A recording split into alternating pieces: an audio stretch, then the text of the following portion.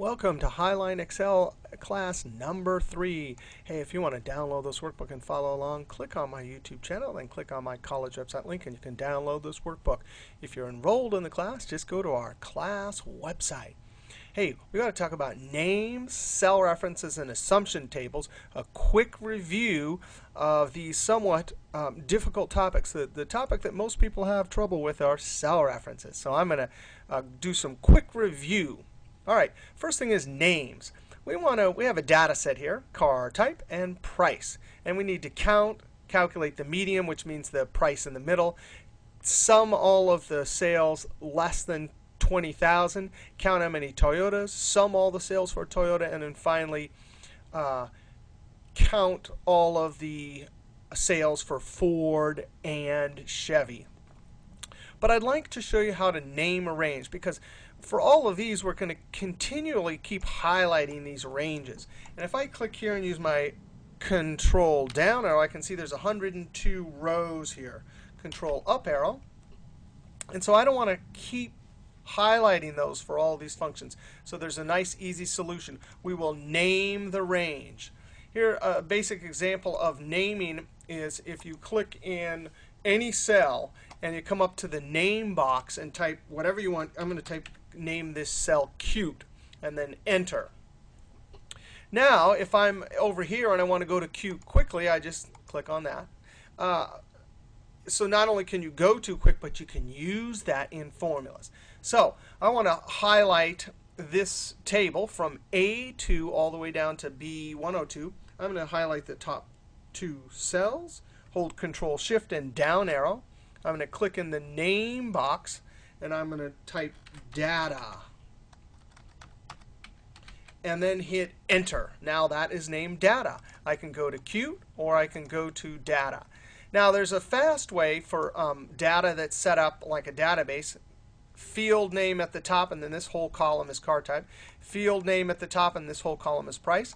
I'm going to highlight this whole table, and there's a keyboard shortcut to highlight the whole table. It's Control asterisk. Asterisk is on the number pad. Control asterisk highlights the whole table. Now, how do you name? This is called name from selection. Excel knows that if it has a field name, it'll name this column car type. You could go to formulas, define names, this one, create from selection. But notice the keyboard shortcut, Control Shift F3. So there it is, create from selection. I'm going to use Control Shift F3. In either case, it comes up and it says, hey, do you want to use the left? No, we don't want to use the left. Our names are just in the top row. Click OK. Now watch this, just like that. We have price, and it highlights the whole column. Not the whole column, just down to the last bit of data. And finally, we have car type. Notice it put underscore because there's a space. Names aren't allowed to have spaces. All right, now let's count. I want to count how many sales we had. Equals count. Oh, there's a bunch of counts. Notice in 2007, these screen tips come up. They're so polite. Counts the number of cells in a range that have numbers. You can't see that. It's off the screen. There it is. If you select count, it counts the number of cells that are not empty. That's the one you use for words, but that will count numbers and words. And then there's count blanks, all sorts of things. But let's just use count because we want to count numbers. And then what's the name of our range?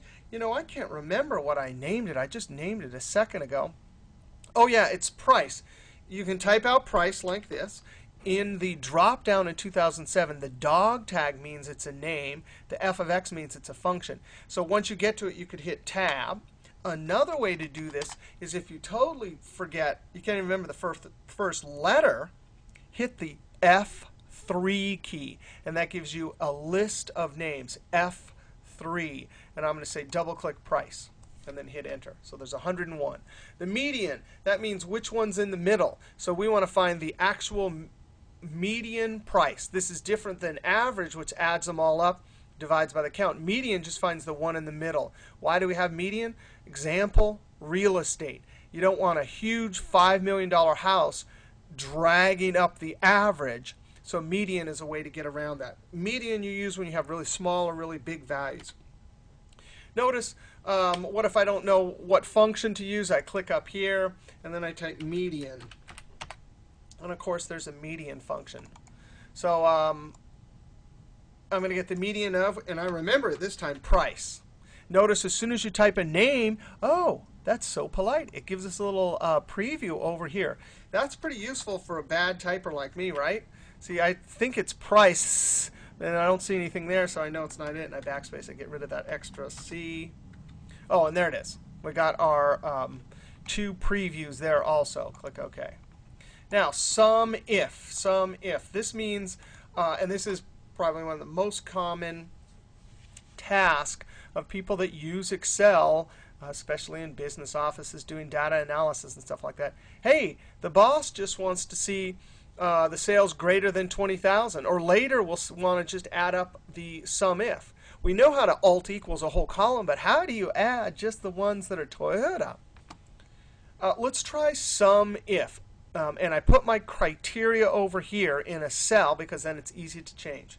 Now, what would you search for? Well, you'd search for sum conditionally, right? So say something like, or add conditionally.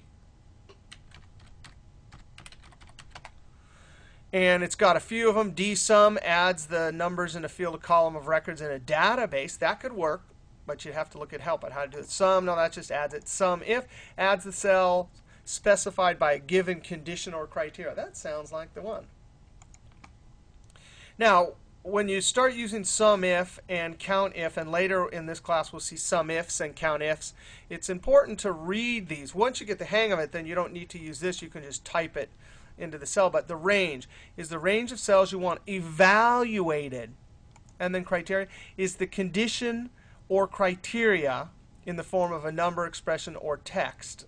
It defines which cells would be added. And then finally, the sum range. Well, that one makes sense. They named that. That's the numbers you want to add. Now, the way it works sum if, notice the first 2 are bold and the second one is not bold. The first 2 meaning are totally necessary. And later we'll see how to use all 3. But right now, the things we want to add and the criteria are in the same range, which is this price column. So I'm going to type price and then tab. The criteria is right here. Now, that's very important. The criteria, whatever it is, if it's in a different column, like later it'll be over here, then you have to use this second range. The first range is always the criteria, then the criteria, and then whatever range you want to sum. If the range and the sum range are the same, then you just need to list it once. Click OK. Whoa! So sum if, it added up all of them. Let's try count if. I'm just going to type this one out. You could go up and type something into the help line, count conditionally, equals count if. Notice it gives us a whole long list, right? Count if is right there, so I can double click it. And this one's easy because the range always has the things we're counting because we're only counting. So it's different than sum if. It only has 2 ranges. Whoops, I clicked the help, which is pretty helpful. So the range, since we're counting Toyotas, it's going to be here. Oh, but I can just hit my F3 key and double click my car type. Notice in blue it highlights the whole thing because that's what a name does. Comma, and the screen tip is saying, hey, but what's the criteria? Now notice something here. I can't. The criteria is in F4 and I can't get to it. Let's try our arrow keys, because remember, you can't enter formulas with arrow keys. I'm going to hit my arrow key once to the right. Notice the dancing ant. You can kind of see them behind there. There we have it. Hit Enter. 29 Toyotas. Now, let's see how to use sum if with all 3 arguments. Equals sum if. Now, range and criteria always go together. That's the criteria stuff, and then there's a sum range. Well, for us, we know if criteria is Toyota, we can't ask it to look at this column. We have to look at this column. So the first argument is the range that goes with the criteria. So I'm going to do car type. F3, double click. Comma, and the criteria, same thing. Again, I can't get to the F5, so I'm going to use my arrow key. See why they designed it that way, right? Most people just get in trouble with it, but the arrow key is really helpful in that way. Comma, so now we've looked through the car type. We've actually put in our criteria, now comma. The sum range is this whole column. Now technically for this function sum if, You don't got to remember this. You can just click in the first one and it will work because the number of items to be summed is determined by the first argument. If I close parentheses and Control Enter, it gets it right. It sums up all the Toyota. But let me hit F2. I'm going to put the whole range in there, even though, because it makes it easier to remember how to do this.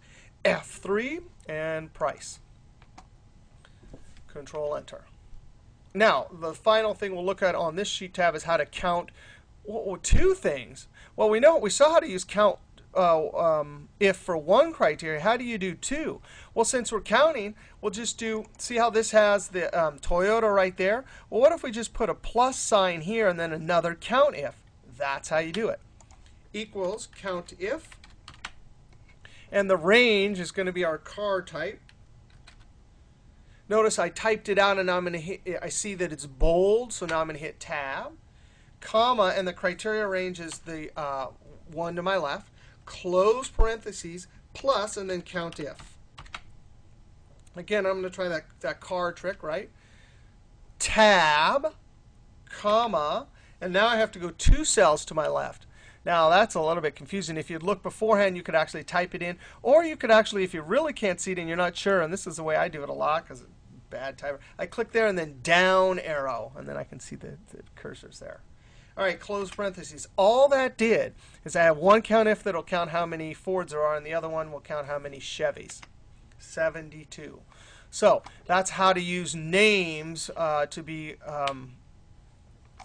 make it a little bit easier to create formulas. Now, cell reference, the hard topic for a lot of people. Let's look at the 4 types of cell reference.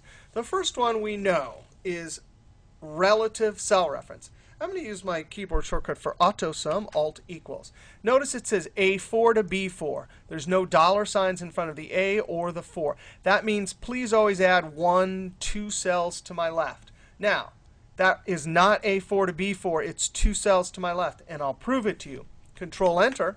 And now I want you to double click and send this down. That's another way to copy, as long as there's something to the left. Click in the last cell and hit F2. It doesn't say A4 to B4.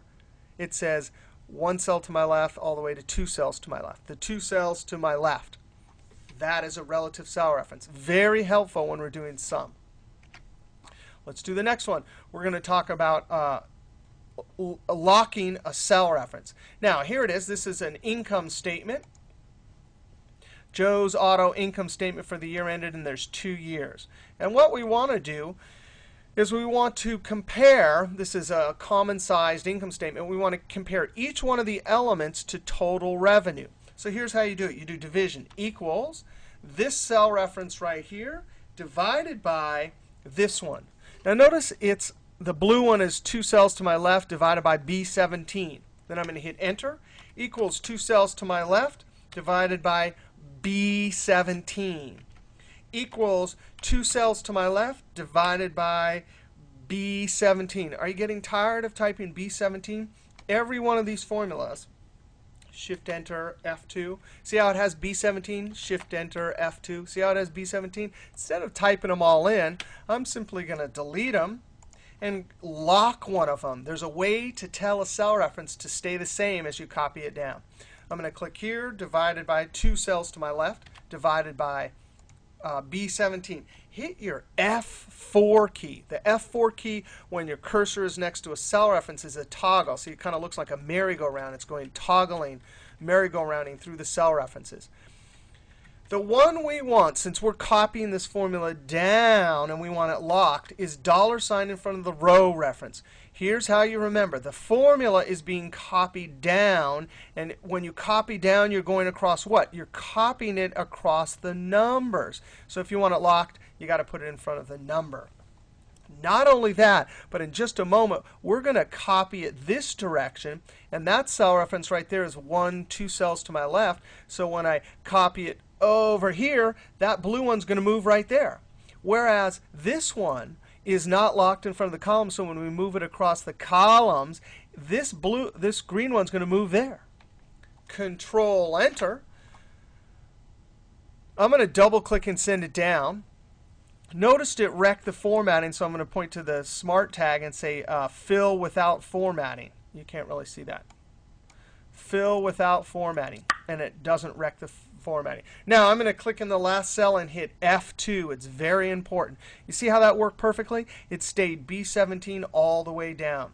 B24, 2 cells to my left, divided by locked B17. Now watch this. It gets even better.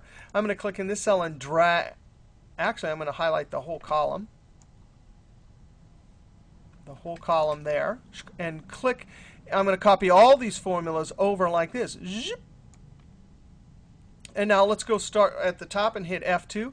Notice how the blue one is still 2 cells to my left, 1, 2. But this one, because there was not a dollar sign in front of that B over there, it moved to C. So it properly moved to this income statement column, which we need for this whole column of percentages. We need that base. So it locked. Come down here, and you can see that it worked perfectly. That's an example of how to lock the formula going down across the rows but not across the columns. Relative and mixed cell reference with the row reference locked. Now we're going to go down and look at a next example. Here's an example of what you would do for locking the column reference but not the row reference. Here's our sales projected. We have our year. There's our numbers for January. We want a formula here that we can copy over and down, and it will give us an exactly, for 2003, 1.5% or a 0.015 increase each month. But when we go down a row, we want for 2004, we want it to be 2.3% or 0.023. Here's how we do it. Equals 1 cell to my left, because here in February we need to look there and increase it, whereas when we get from April we need to be looking at March and increase it. Same when we go down. Times, and I'm going to click on this cell reference right here. Now, let's ask some questions, because this is a good way to approach learning cell references. This green one right here is the 1.015.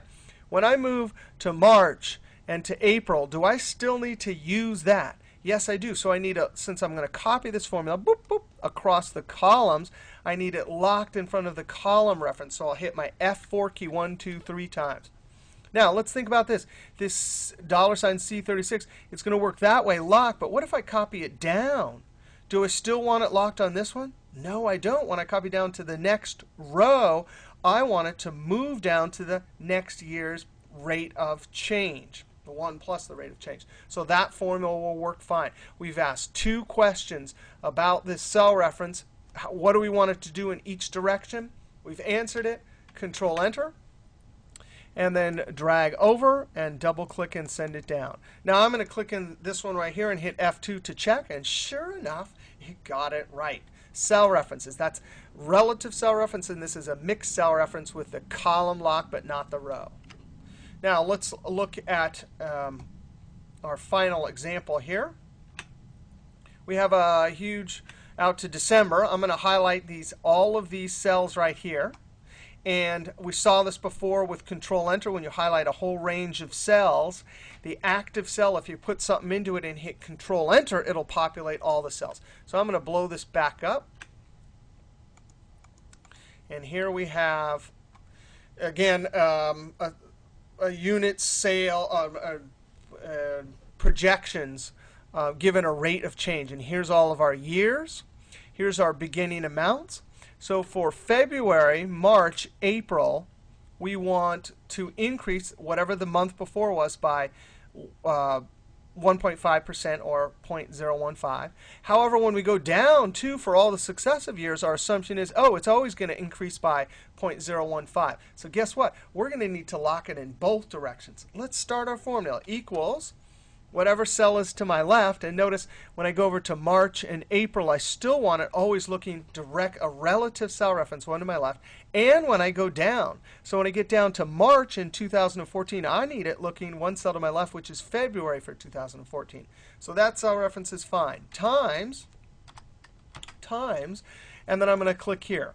I want this locked when I go across the columns and when I go across the rows. Every one of these cells needs B52. So F4, and that's the cell reference to lock it in all directions. Hey, by the way, how many directions are there? 1, 2. Left and right, up and down, across the rows, across the columns. Control Enter will populate all those cells. Now, if you don't believe it, just scroll over to the last one, click in it, and hit F2. And sure enough, it got one cell to my left, and it's still looking at B52. Now, let's go over to assumption tables. Assumption tables are very important, and they are linked to cell references. So we want to calculate projected net income. Now I'm going to make this a little bit smaller just so we can see the whole thing. Assumption tables. Assumption tables are where you put the data that will vary. So when you create formulas, you base your formulas on some formula input area. That way, guess what? This is a projected net income. This is a budget. So all of these numbers could change. If you're in the middle of a meeting and your boss says, hey, what about if we change expense 2 to 20? You can just click here, change it to 20, and everything will update. Now, assumption tables. If you want to minimize formula creation, which means create your table of formulas, this will be our table filled with formulas, with the least amount of effort, the way your assumption table is set up is important. Now, here's how it works. See the labels here? They are listed vertically. If that's the case, then you want to list those input numbers, input for formulas, vertically also. So I always think of it, the labels are vertical in the formula table. Assumption table also has vertical. By the way, it could work the other way too. If we had all the expenses listed horizontally, then this one would have to be listed horizontally. Why is that important? Because you can't use mixed cell references. I'm going to show you how to create that many formulas, a bunch of them, all with using Control Enter, right? And if you don't have your assumption table set up in the same orientation as your formula table, then you can't use this trick. All right, here we go. Here's our, I'll blow this up a little bit. I've color-coded this because this gets a certain formula, these one gets a certain formula, these all get the same formula, etc. Now, let's get our start number for January equals, and in our assumption table it says start. And it's important, I'm going to hit Tab. It's important to also label everything smartly so when you come back next week, you know what it is. Sales rate of change. Now, here we go. Equals one cell to my left times, actually, I'm going to hit Escape. I'm going to highlight all of these since they all get the same formula. I'm going to use our Control Enter trick where we populate the cells with the formula.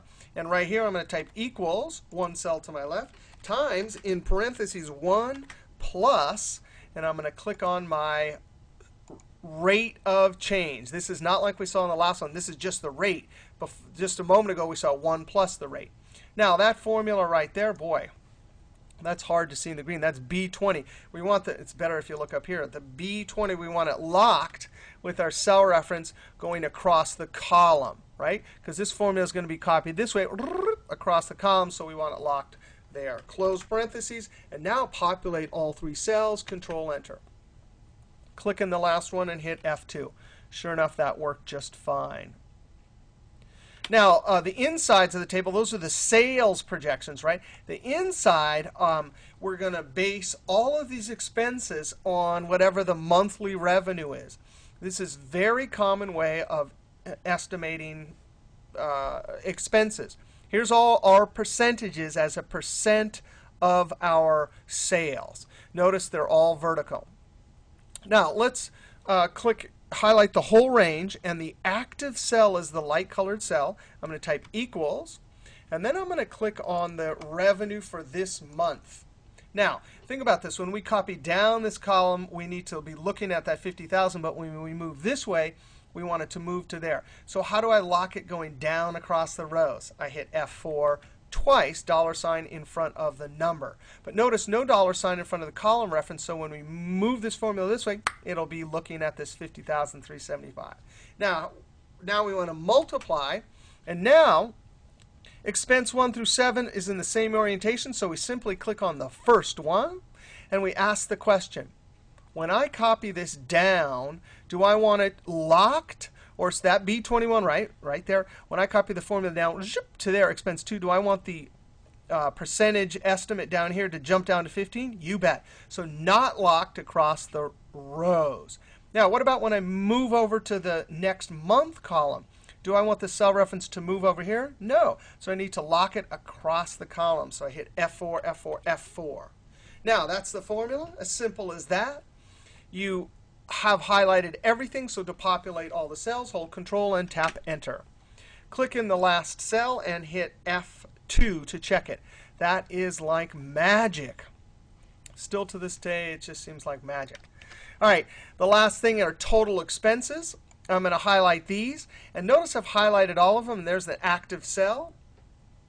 I'm going to Alt equals. Oh, it did it for me. Oh, but be careful. Hit F2. Alt equals is the keyboard shortcut for AutoSum. And Excel was trying to be polite. And it wasn't because it highlighted all these numbers. We can't have total expense include our sales, or we're going to have a massive loss that's not really a loss. So watch this. One way to edit a range of cells is to point to the edge of the blue box and click and drag down. Now, because we've edited this formula in the active cell and all the cells are highlighted, I can simply Control and Enter to repopulate those cells. I'm a little bit nervous here, so I'm going to click here and hit F2, and sure enough, it got it right. Now, finally, we want net income. And so we're going to highlight all of these cells right here. And in this active cell, notice Excel 2007 does not do a good job. The active cell is darker here, but there it is. Equals, and I'm going to click on this cell right here. Oh, that's the sales minus our total expenses right there. When I Control Enter, I get exactly what I want, including the 0, which is not what I want. That's a mistake. Oh, no, that'll work just fine because when we total this column and put a label there, that'll be the total sales, and that'll be the total expenses. I'm going to put total right here. I'm going to come down here, and this time if you wanted to have an alternative method for sum, you would type equals SUM, and then simply then highlight this range. That is the range 1, 2, 3, 4 cells to my left. Close parentheses and Control Enter. I'm going to double click here to see if I got it right, and sure enough, I did. And we could check this number right here. Notice we went this minus this. You could check this right here by going Alt equals, and then I'm going to highlight this range right here. All of the individual month net income better equal our total right there, and it does. One last assumption table example. Here we have unit sales, cost of goods, fixed cost, and net income, and a bunch of assumptions. We have sell price of a boomerang, 25 bucks. Units sold, 15,250. So from that, we can calculate our revenue, right? This, the price times all the units sold. Manufacturing cost of boomerang as a percent of sales price. We're going to have to create a formula that will calculate from our sell price what our cost is. Oh, well, all this means this is a percent of sell price. So if we multiply 0.555 times our price, that'll give us the cost, the variable cost.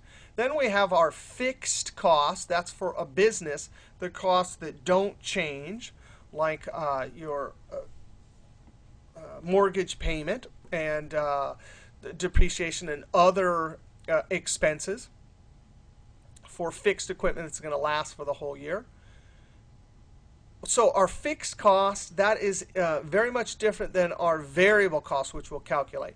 Even if we sell none, we still have to pay for pay all the fixed costs. And then we'll talk about these numbers in just a moment.